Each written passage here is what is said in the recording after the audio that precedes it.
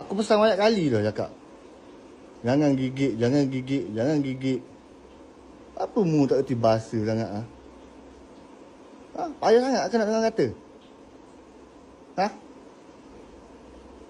Gigit kuat sangat. Suka sangat gigit. Orang nak pegang, nak belai pun tak boleh.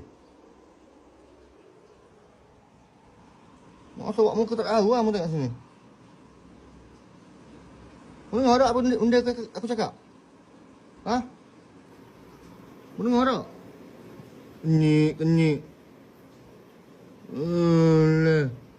Banyak kali dah pesan. Jangan gigit, jangan gigit. Tak padang kecil. Duk ajar mu biar mu gigit tangan kat lagi. Sampai kebosong gigit lagi. Habis orang lain nak belai mu tak boleh mu ni. Mu dengar tak? Ha? Mu dengar tak dia kata ni? Ayuh dia. Mu tak salah buat muka sedih lah. Tak salah buat muka sedih. Dia potong mulut dia sekarang. Buang mulut sekarang. Biar tak boleh gigit tu.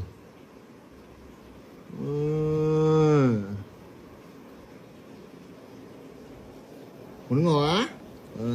Yang kali dah kepesan eh. Dengar ah, jangan nak kuat gigit sangat eh.